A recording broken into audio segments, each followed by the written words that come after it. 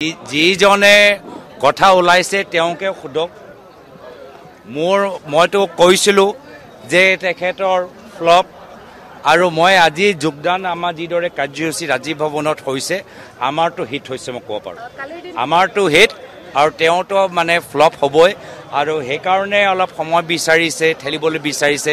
লাজ কৰিছে কেনেকৈ দেখাব চবেই বুজিয়ে পায় ৰিজাল্টটো আমি আগৰ পৰাই জানো বক্স অফিচত ফ্লপ হ'ব কিন্তু আজি আমাৰ এই সভাটো চাই আমি ভাবিছিলোঁ যে আমাৰ জ্যেষ্ঠ ৩-৪ গৰাকী আমাৰ থাকিব ৰাজনীতিবিদ কিন্তু নৱপ্ৰজন্ম ওলাই আহিছে আৰু বহুতে মোক ফোন কৰিছে কিন্তু আমি তেখেতক কৈছোঁ যে অহা 10 অক্টোবৰত আমি যোগদান কাৰ্যসূচী পুনৰবাৰ হাতত ল'ম চাওঁ চিৰিয়াছ মেটাৰটো চবেই হাঁহি আছে আৰক্ষীসকলেও কেতিয়াবা কয় যে আমাক কি কামত লগাইছে মুখ্যমন্ত্ৰী দিল্লীত বিজেপি দলে কৈছে যে আমাৰ অসমৰ মুখ্যমন্ত্ৰী ইমানে মানে পাতল কথাবোৰ কিয় কয়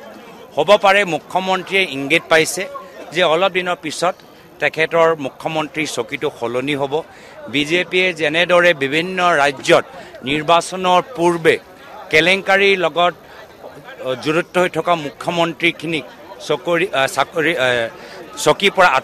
আঁতৰাই দিয়ে সেই একে অৱস্থা তেখেতৰ হ'বলৈ গৈ আছে আৰু সেইকাৰণে আজি তাৰিখত তেখেতৰ চেহেৰাও বেছি ভাল নহয় কথাবোৰৰ ভিতৰতো বেছি গাম্ভীৰ্যপূৰ্ণ কথাবোৰ আমি শুনা নাপাওঁ আৰু অভিযোগবোৰো এনেকুৱা এটা অভিযোগ যে সকলোৱে জানে যে পাতল আৰু ফ্লপ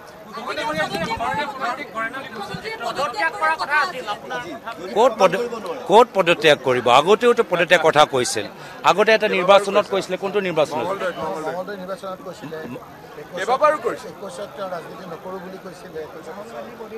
তো তেওঁতো নিজে কৈছে মই 1000 মিছা কথা ক'ব পাৰোঁ হিমন্ত বিশ্ব শৰ্মা মই 1000 মই মিছা কথা ক'ব পাৰোঁ তো এইটোৰো মিছা কথা তো পূৰ্বে মংগলদৈতে হওক বা 21 চনতে হওক এইবোৰ চব মিছা কথা আৰু সেইকাৰণে তেখেতৰ যিমানবোৰ কথা কৈ থাকক ৰাইজৰ মাজত তেখেতে আজি তাৰিখত বিশ্বাসযোগ্যতা হেৰাইছে